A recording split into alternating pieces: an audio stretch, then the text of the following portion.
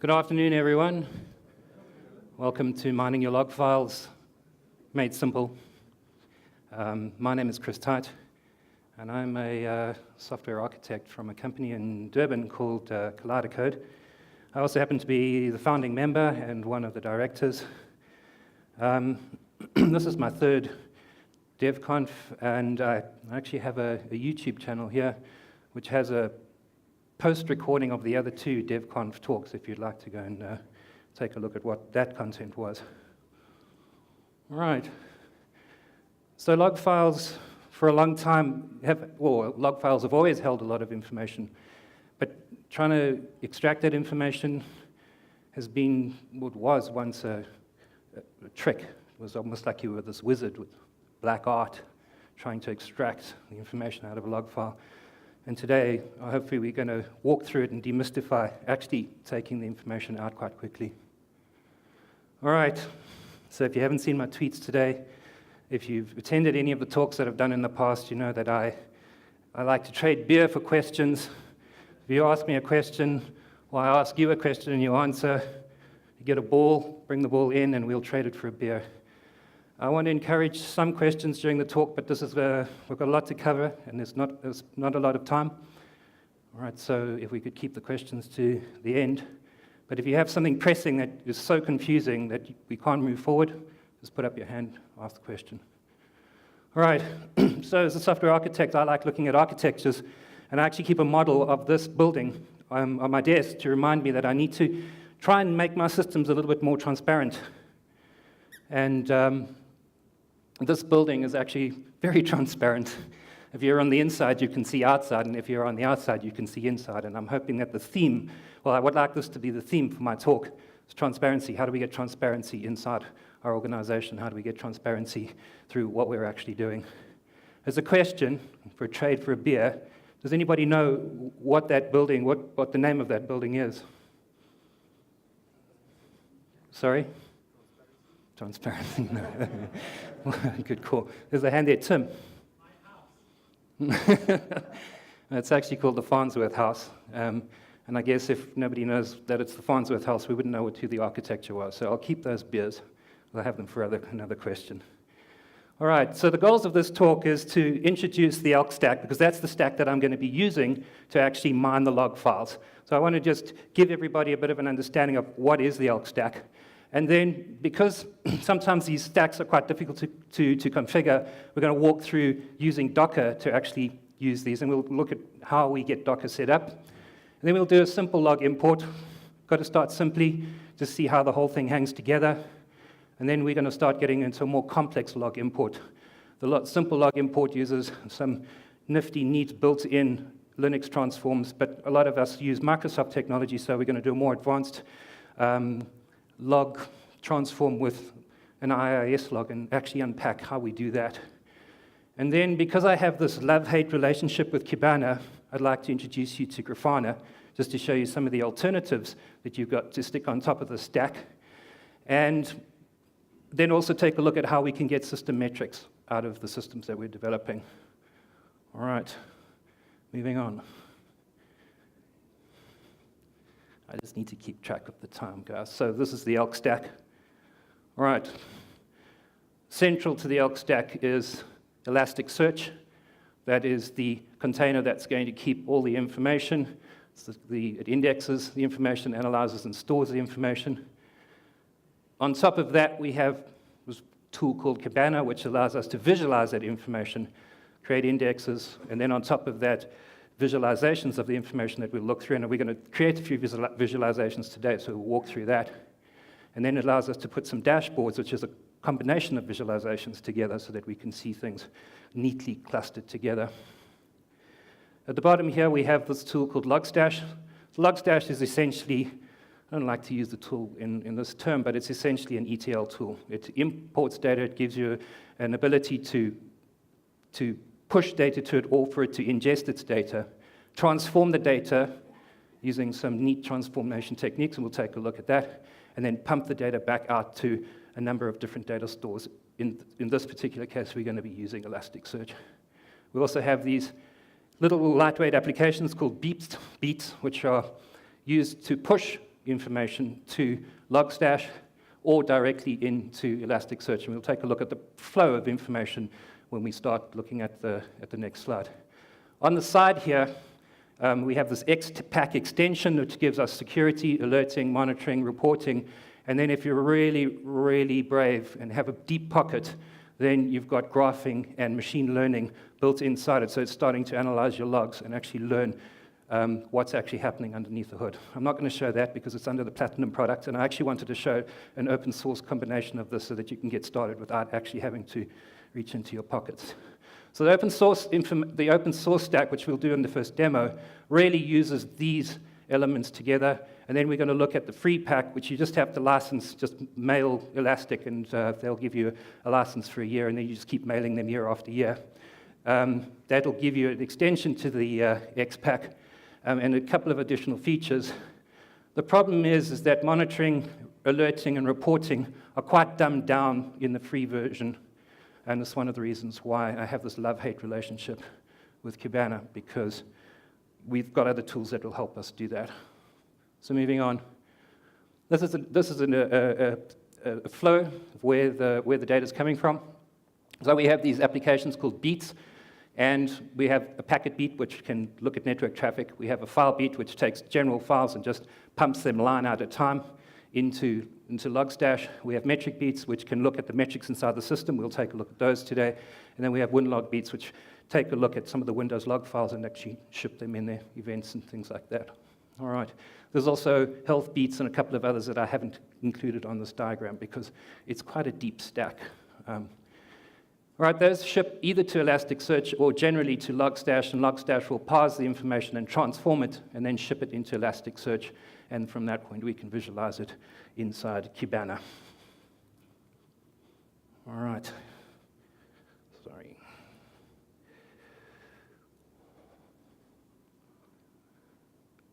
Well, I always say to my staff, have I ever told you how much I love Docker? Because I really genuinely think this is an amazing, amazing tool. It's actually changed the way that I develop. It's changed the way in which I actually work. It's simple to implement. If you want to pull a Docker, you pull a Docker container down, pull an image down from a Docker repository, fire it up. It's already been configured. It's already been set up. There's a couple of variables you need to set up, but it's not complicated, really easy, good documentation.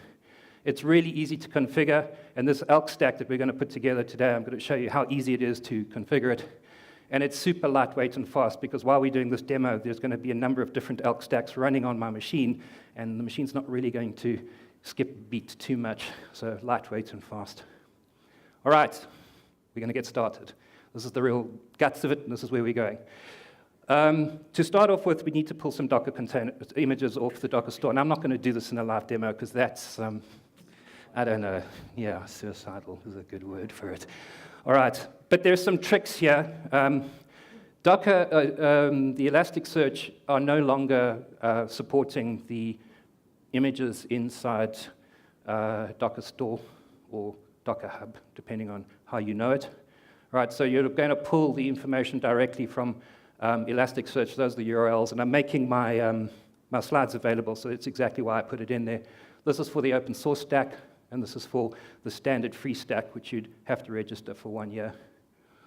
All right, you can get up to version 5.6.8 in the Docker store, but anything higher, and that's what we're demoing today, is version 6, is only available at Elastic.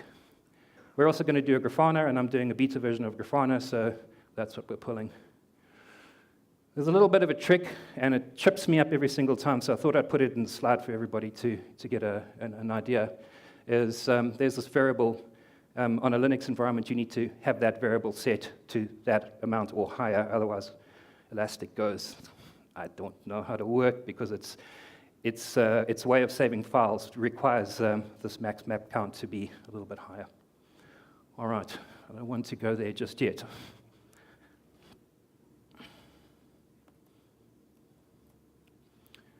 I wanted to take a look. Can everybody see this? Is it clear? Back? No. Can we make it a bit bigger?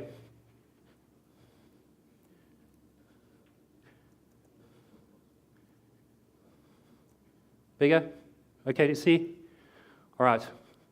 So The Docker Compose file is really simple to go through. These are the services that we're going to put in.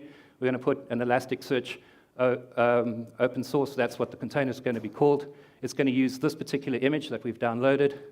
I've chosen to use a local volume so that I can save my data locally. So when I take my images off, or when I take my containers out, I've still got my data saved locally inside Docker. I'm going to map my drive that Elasticsearch would have normally saved its data in the container to the Docker drive. I'm going to map some ports. This is relevant because we're going to have a look at how to run more than one version of the stack on top of each other.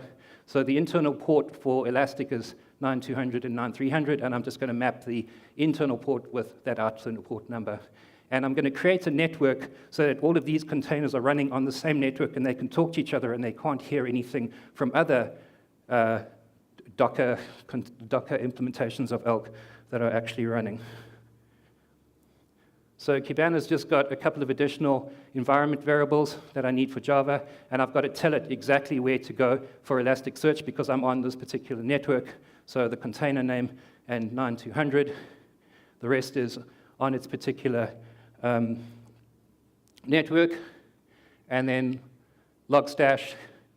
The only thing that I need to tell it here, because this is we've already covered in principle, is where to find the pipeline. So the pipeline is the file that tells it how it's got to transform the information. All right, so that's as simple as it gets. That's the entire Elk stack in a little Docker Compose file. All right, and I'm just going to go and start it up.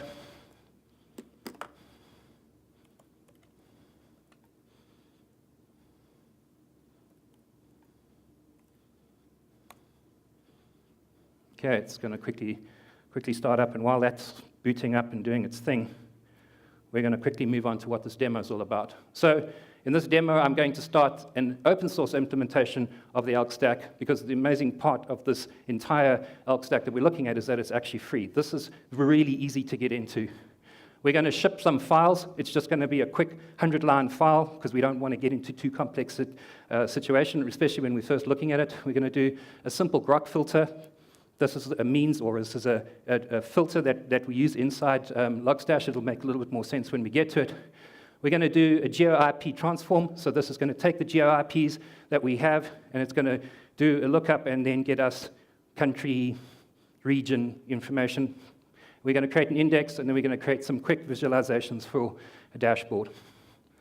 All right, so let's take a look at the transform. So Logstash has three simple parts. Inputs, where are we getting the information from? In this particular case, it's coming from a beat. What are we going to do with that information? When we get the information, we're going to do the combined Apache log. So this is an internal pattern that it knows about. We're going to do a little bit more complex patterns in the next time. We're going to do taking the client IP address, which comes out of this Apache log transform. We're going to do a geo IP, and it's going to inject the geo information in for us. We're going to output it to the standard out so we can see what's actually happening, and we're going to put the results to Elastic Store as well. All right. Oh, sorry.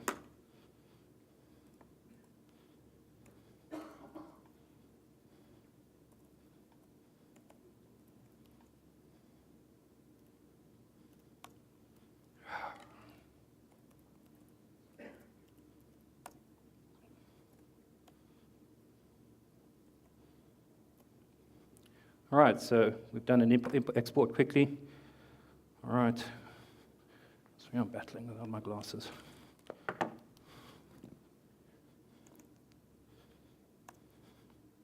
right, Kibana will come up. First thing we need to be able to do is to create an index. We have our first index being imported here, as you can see. We'll tell our system that we want logstash.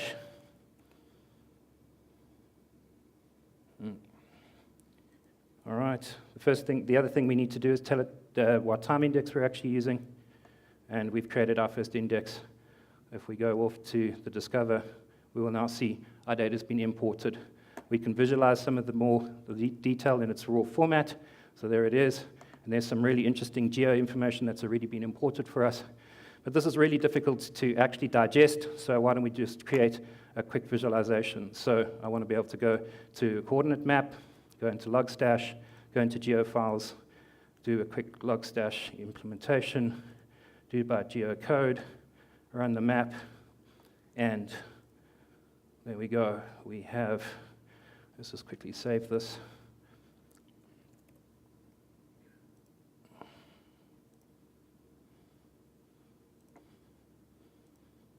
Oh, okay. We have a geomap. Let me tell you how excited marketing people get when they see that stuff. It's freaking awesome. And that's as trivial as it actually is. We can actually see exactly where our users of our application actually are. All right, so I'll do another quick visualization. And I want to just pick up the pace a little. So let's quickly go into a pie chart on Elasticsearch. We'll do it by a term. And the field we will look for is country. Country name, let's do the top 10. And let's quickly put that in. There we go. All right, and if we wanted to visualize it a little bit better, we put some values in there, save that information, and let's save this. Users by country. Super. We've got two visualizations. We want to create a dashboard. It's as simple as doing this, add user map, users by country, save our dashboard.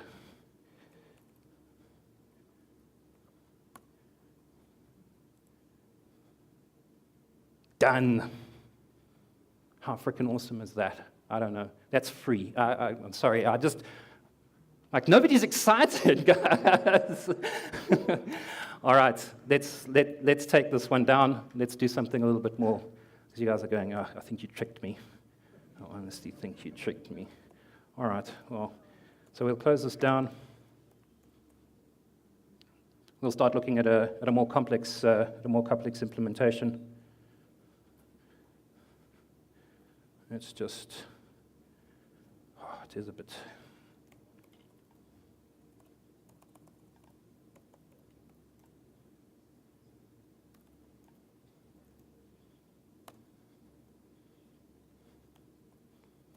All right, so now we know who's using our system. We know where they're located. We know their time zones. It's quite powerful information. Let's take a look at demo 2. Let's look at some more powerful information. In this demo, I'm actually using the free version of the Elk Stack. It's got some limits included in the XPack, which we've already discussed. I'm going to do a file beat of a more complex Grog filter, and we'll have a look at that Grog filter. For an IIS log, the Elk Stack doesn't come standard with a pattern for IIS logs, so you have to create it yourself or troll the internet trying to find one. We'll do another GRP lookup, but now we're also going to do a user agent transform.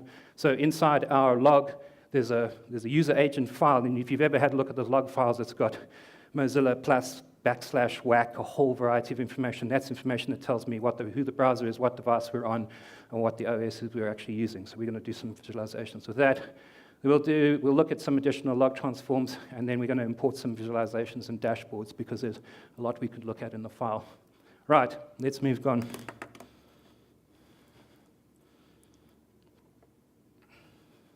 So I'm not going to spend much time on the Docker Compose file. It's very simple. It's exactly the same as the previous one, except we've just changed the images and we've changed the container names, but for all intents and purposes, it's exactly the same.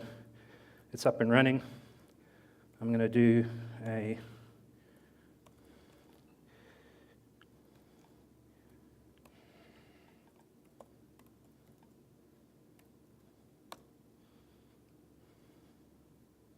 all right, it's going to start doing its transforms.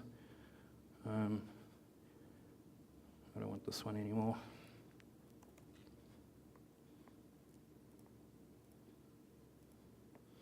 All right, while it's busy doing its transforms, we're going to quickly go and import some objects. So I've created a few dashboards. There we have a dashboard over there. All right, we're going to import it. And I'm doing this for a reason, just to compare Grafana to Kibana. All right, so we've got some dashboards in place. So discovery, you will see we've ingested a whole truckload of information, almost 10,000 lines of log files very, very quickly. This would be done over a period of time. It wouldn't be done ingested all at the same time. I've just done a month's worth of log files for a client of ours in Durban. They're a year old, so it's not too bad for showing. All right, but let's take a look at what's actually happening in here. If we look at the user dashboard, we can now see that we have the map of where we are. And imagine my users' delight when they realize that this little application, which is running out of Durban, is actually being used all the way around the world.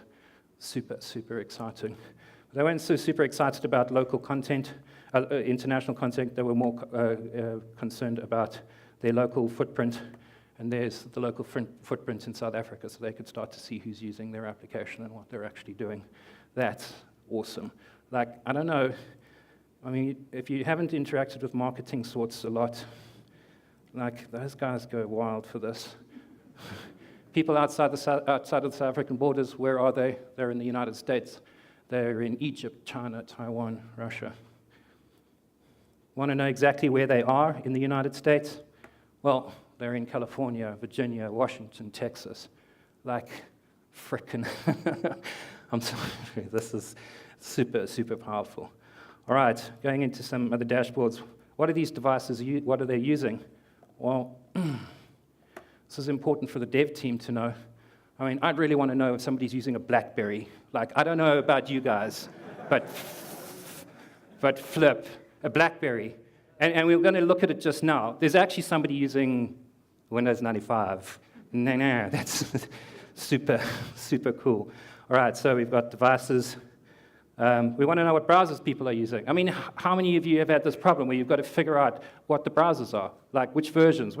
How many different versions? Well, the most used browser is Chrome, Firefox, then some mobile Safari, another mobile version of Safari, and then IE's all the way down, trailing in the thing. And the really cool thing about this is that for a whole month, my users were using IE 11. So there's none of this IE 6, 7, 8 madness creeping in. I know exactly what versions of Chrome and Firefox I'm actually using. This is, I don't know, powerful. What operating systems are they using? Windows, other, Android. Yeah, I don't know. That's pretty cool stuff for me. Visualizations, service statistics. This is a little bit preemptive. Let's take a detour quickly. Do you guys mind? All right, a little bit of a detour. Before I get onto the service statistics, I want to just take a look at this particular transform. You can see it's actually quite meaty, and we're going to go through it very quickly. All right, so the first element is we're going to do an input. Input's coming in from a beat, and we're going to do a filter. Anything that starts with hash in IIS's logs is a comment. That doesn't need to go into your system. It's just going to crowd it. All right, so we drop it. And then we take the message and we map it to timestamp iOS iPort host. So there's some mappings inside, and I've given you a little bit of an example of the file up there. So you will see, if we move past here, you will see that these items here would map directly to the items over here. There's a bit of a space. And remember, I talked about that user agent file element. You can see this entire element over here tells you exactly what OS device and browser type you're actually using. So that's where we get some of that good information. All right, so that's just the little Grog filter. And then we're going to do some manipulations. The message, when you import into Logstash, can also get exported to Elasticsearch, but this makes the Elasticsearch index get quite big, so we generally toss it. We can add some fields, so now we're going to start embellishing our data. We're going to add a field. I'm just going to call it status 200. I'm just doing some basic manipulations. That's actually just, it's not a really clever manipulation. I just want to do a lightweight one. And I've created a field called application, and it's web and a feature, and we're going to do some information where we try and tease out of the log files what people are actually calling and what part of our application are they using. So we'll do a simple GRP lookup with the IP host, and then we've got this user agent lookup, which reads that horrible, nasty string and decides what OSs we're actually using. We're going to do a little bit of a mutation, so this is just to give you an example. I can copy a field response into the status field, and then I can convert it from a string into an integer. So you can see just some of the powerful manipulations that we've got going on here. All right, and then I'm going to start embellishing some of the data inside my system. If a page is a search page and the method on it is a post, well, then I'm going to be using my API. So I'm going to mark the application as the API, and the feature in the API is actually the search. I'm starting to inject some information into the system. The same for competitions. If I have a get method on the competitions, it's a feature inside the app. And if I've got an account stroke logon, then, and it's a post method, then I'm accessing the security aspect of my API. All right. And you look at that and go, well, do I actually have to do that hand coding? No. Logstash allows you to do lookups into other databases and other data stores to be able to get your information in. So that was just a handcrafted one to give you an idea of what we can actually do. All right. And then we're going to pump it off to Logstash. So let's go back to our information. And if we have a look at this, this is the embellished information that we were actually looking at. We have, sorry, that mouse shouldn't actually be over that. We have 89% of the people using this application are using the website. 10% or 11% of them are using the API, and then there's the little smidgen of what part of the API we're actually using. Is it the app? Is it the search? Is it security? It's an interesting thing because we did an analysis on one of our clients the other day, and the security thing was like, and it turned out that one of the service providers didn't actually know how to use the logon, and so they were logging on and logging on and logging on and logging on and logging on, and that pink thing was like, it was huge. And so it starts to give you information about who's abusing your application and how they're abusing your application. Gives you information for like business, like we've invested all this information in the API. Are people actually using it? Does it have a decent return on investment? All right, so let's go back to the statistics. We can start looking at some error codes. This is really important information. This 404, that's pretty evil. Like, I'd like to know about that so my development team can start cleaning that stuff up. The 304 is that 302, we'll have a look at SEO optimizations. That's pretty terrible.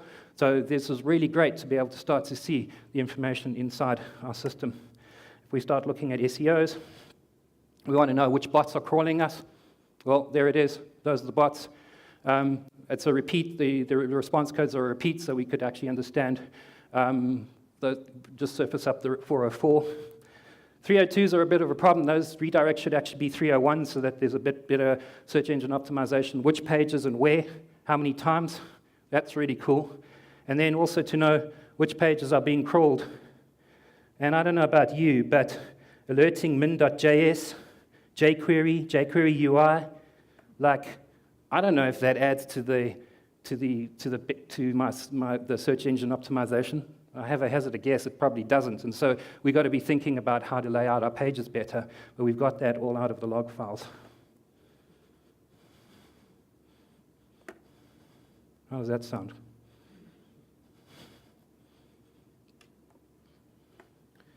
All right, I'm going to just minimize quickly so that I can get to this.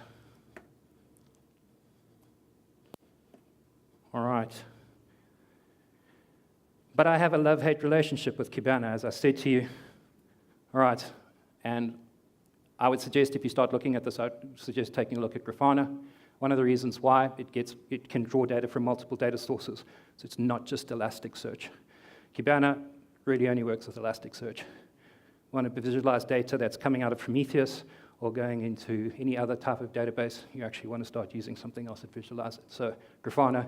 Grafana also has security on it. With Kibana, you just start it up, and all the data is available. It's, I don't know about you, but that's the pretty powerful information, so I'd want to secure it. And the other interesting thing is that I can create dashboards that certain people can see and certain people can't see. So I don't want my business types tinkering inside areas where they don't need to go. With Kibana, you're going to have that problem. With Grafana, you're not. Alerting and reporting is out of the box and free. And we've got simple dashboard sharing. So you saw me do a nice little import of my dashboards into Kibana. that wasn't as easy as it looked to actually get that whole thing working. I had to fiddle around with the indexes and change all the keys, and it's just not as friendly as Grafana, which is just a simple JSON file. Import the file, and we're ready to go. All right, so I'm bragging about this thing. Let's take a look at it. So I just want to start up Grafana.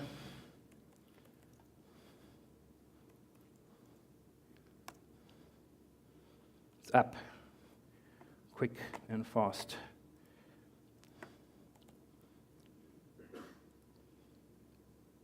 All right, there we go. I've automatically logged in. I asked it to remember me, so don't try and trick me. Go, haha, you just logged in straight away. Sneaky little dev you.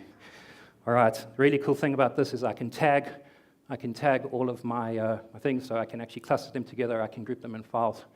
But let's take a look at some of the visualizations. All right, so there we go. Users by country. What's actually happening here? Oh, there we go. It's just taking a little bit of time. So users by country. I've got the total count of visits, so just giving you some idea of what we can actually do. We've got some nice little pie charts with some information. I've gone and put in some time zones, so that's the stuff coming out of GRP. So at what time of the day are generally people coming into our application? So are there people in Japan that access the application during our normal business hours, or like when is the peak time we're actually working? So that's pretty powerful. Visits by country, visits by region. So the most visits by region for this particular client were KwaZulu-Natal, obviously, and then Gauteng. This was a local radio station. All right, we can zoom in. All right, we just keep zooming in as we like to zoom in. So all right, it's just not responding that well. All right, so we've got application by users. We can get some HTTP statistics. All right, so where are those codes? So it's got a similar visualization. I just wanted to draw a bit of a parallel to show you what they can actually do. We've got some nice little values coming up at that point over there. There's the methods again, the top pages that were visited, and we go into here, the evolution of, well, we'll do this a bit better, but the evolution of what's actually happening on our phone. When do we get more 500s or more 200s? Top IP users and top referrers. All right, but there's a really cool feature, which I love, about Grafana, which is the templating. So we created that previous item as a template, and then what we can actually do is provide some lookups into our data. So we could go and look at China, for example, and see that we have 49 visits from China, and they generally 302s, 404s, and then we've got a couple of 400s, but it doesn't look like we're getting some decent responses from China. It looks like something's actually scanning our system to try and establish information on it. These are the IPs that are generally being used, and what are the statuses? So that's time as to where the status is actually going. All right, so I'll just go back to all. The other item that we can do is change the intervals on this particular one, so we can go to 1 second resolution, we can go to 5 second resolution, and we can go to 10 second resolution. And I'm going to show you quickly, I just want to go through all the dashboards and then quickly show you how we put together that neat little filter that allows me to filter out all the information by region. And it doesn't necessarily have to be by region, you can decide by host. So you've got a number of hosts that are putting the information in here. Well, I just want to filter that all by host. That's pretty powerful. All right, here's our user devices. Let's just discard that. All right, there he is, Windows 95, that user. I don't even know how they support that, but anyway. All right, it's also quite cool. We could get to see what devices we're actually using. This is really powerful for the QA department for us. They need to know a little bit more about who's using it and kind of the anomalies that they may pick up. The other interesting thing about templates is that we can base information on other information. So I've done this for South Africa, so the country filter by South Africa, but I can also go into the region. So I can go directly into KwaZulu-Natal and actually look at the information for KwaZulu-Natal, and that's what my user profile actually looks like, which is, I don't know. I get very, very excited. So let's do one more. Let's go into China. All right. You'll notice as I change China, the region also changes, and I can now see that I've got this Windows 95 user, and I happen to know that he is in that region of China. I don't know why I'd want to know that, but I know it's just interesting to go and have a look at. So those are really, really interesting and powerful ways to visualize our data. This is the setup for one of our graphs, some tags. But the real information that I wanted to show you was to be able to put in some variables. So we can create a variable.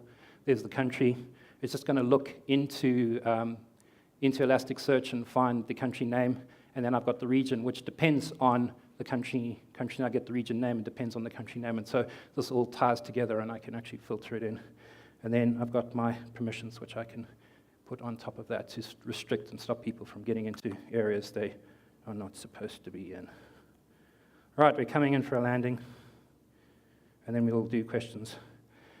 So when I first started this Elk Stack, one of the things that I started looking at was actually just the metric beats for monitoring. I just, as a lark, decided that I'd put it inside our lab and take a look and see what it is that we were doing. I had the suspicion that my QA servers were running out of memory because we have these VMs that run on the servers, and QAs tend to punish those VMs, and I thought, well, those things must be running, let's have a look. And it turned out that it wasn't actually my QA's VMs that were nailing my system, it actually was my build server. The thing was actually very tired. The other thing that we started to realize was that database backups were clogging up the system, and we could start clearing out. All right, so we're going to quickly have a look at how to set up monitoring on your system. There's a series of modules that come with the metric beats. I'm using System and Docker at the moment. Basically just plug them in, set up the time intervals. It's very, very trivial, and we'll be up and running. I'll show you how we do that. While we've been doing this demo, I've been running a separate Elk Stack that's actually been monitoring both this machine and the VM that I'm running on my machine as well, so I can just show you what the system stats were actually looking like. And I'm just going to use the out-of-the-box visualizations that come with the Elk Stack, so that you get an idea of what you'd be able to work with. All right, so we're on a completely different port. Why don't we just quickly, before we do that, I just quickly wanted to take a look. Sorry, one last quick one.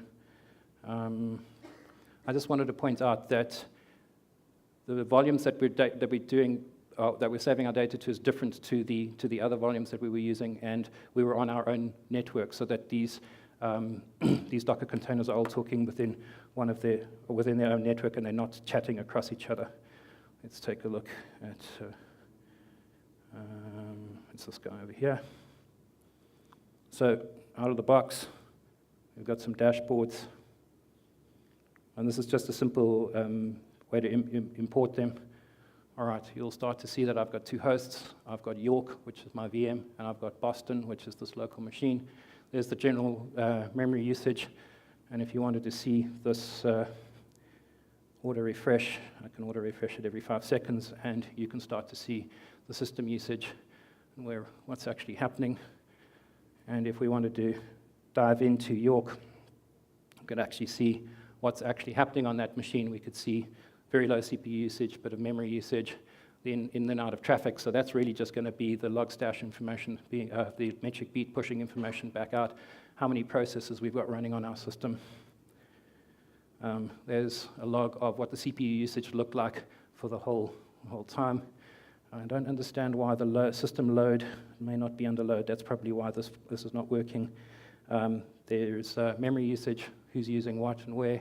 Really cool things. We can actually timeline these things. So if we start to find a problem with disk access, and we could see what the CPU looked like at that time, what the memory usage was. Start to look at the network traffic in and out, and you can see they tied in. These graphs are all tied in with this little line that moves backwards and forwards, and I can zoom in and out, and there we go. There's all the applications that are running on that particular system. All right, go back into that. I want to have a look at what's happening on Boston. This is really important.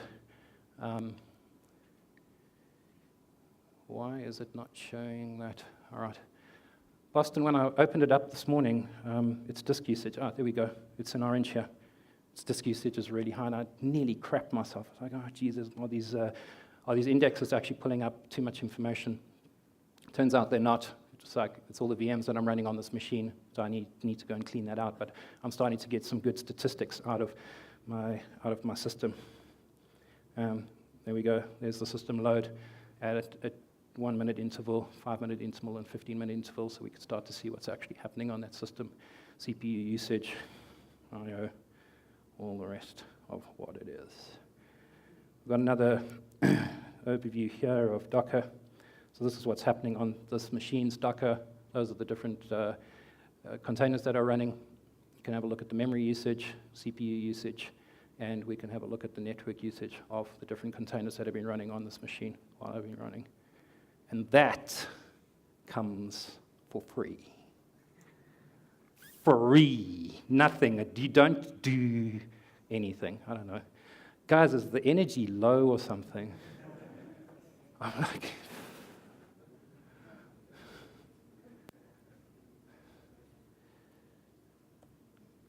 That's the end of my talk. I don't know if we've got time for questions and answers. How much time do we have? 5 more minutes. I'm going to be cheeky while I wait for questions.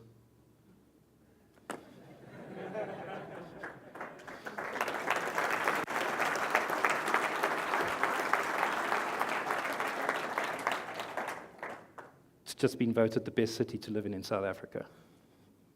Just saying. There's some awesome companies to work there.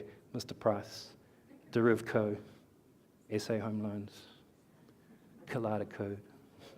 Question at the back. Considering the fact that you're running Docker containers, to get to the raw logs from any one of your dashboards. So containers time to live is fast. The logs is stored to your log database. How do you access that again? So the logs on the container. Well, you pull the logs from the container Yes. to your database. Yes. To Elasticsearch. Yes, right, yeah. So to retrieve that once the container's there. Oh, that stays there. So I don't know if you noticed, but there were containers that weren't running at that time. So that just stays there. It's just indexed into Elasticsearch, and it stays there. So you just go and find the time frame or find the item, and you can find it. There's some ways to search on the in Discover. I didn't show you how to do all the filtering and a whole variety of other things that we could do in there, but there's a way to write a filter that says, I'm looking for this container, find all intervals of it. You can find the time frames. It's a little bit onerous, but it can be done. Yes. At the back.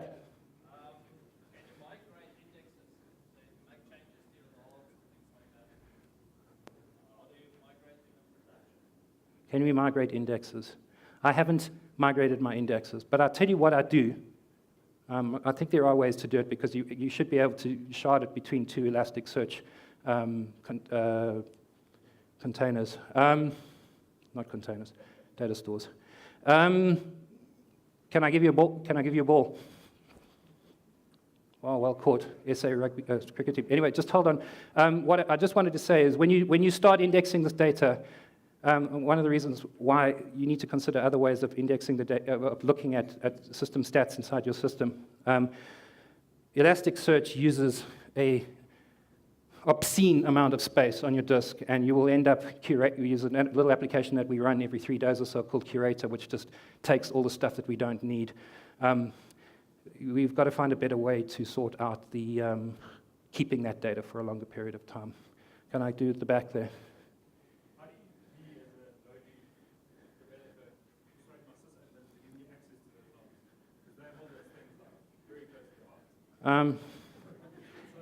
I'll tell you how. I'll give you a ball and take them for a beer.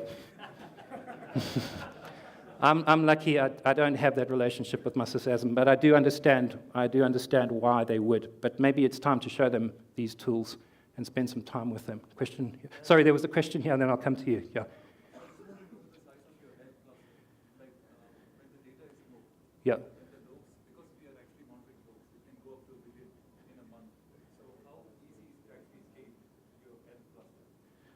So I didn't go into all of that. It's quite easy just to create different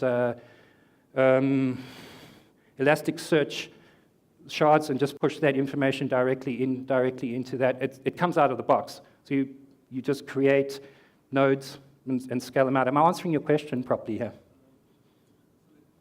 think like the difficulty of this is like to manage the cluster, right? Because now creating a very basic thing is actually easy. Yes. When you have billions of loops in a month, Yeah. like I don't know what's your cluster size, but then it's actually going to take money out of your pocket because now you need to actually buy real hardware. Sure. I don't disagree with that. So on one of the clients that we're working with at the moment, they process 20 million log file entries a day. That's as big as I've seen. And they get rid of that data in 2 or 3 days because they don't need to know. They need to know just in time what's actually happening and where they're actually going. I haven't looked at it when it needs to go for a longer period of time. Can I give you a ball? I have chocolates if you sorry. There was a question here. You showed us how you could import dashboards and visualizations. Was that done from the front end, the exporting of that?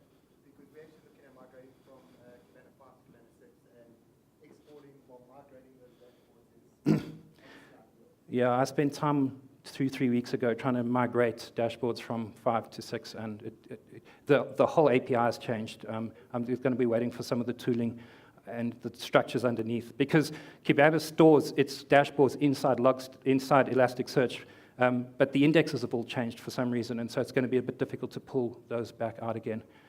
All right. Question? How do you sort of go about creating a custom thing? For instance, can you break down your green cards? I would have to see what that looked like, but I would hazard a guess that yes, you could do that. I'm not sure exactly what data you would be looking at, but I haven't hit a problem where I've had to try and not. For an example, let's say in my log file, but like, okay, let's say this particular user has logged in at this date, and then I want to pull the username and the date to put it in my Yeah, so when we looked at Grog, there was a way, depending on what your file is. So the Grog filter is for random-sized data. You've got, if it's comma delimited or space delimited, you've got a sort of a CSV-style import, so you would be able to map those fields and then just pull those pieces of information and push them into the data store that you wanted to do. Am I answering your question? We'll have a chat. Guys, thank you very much for your time. It's been awesome chatting to you.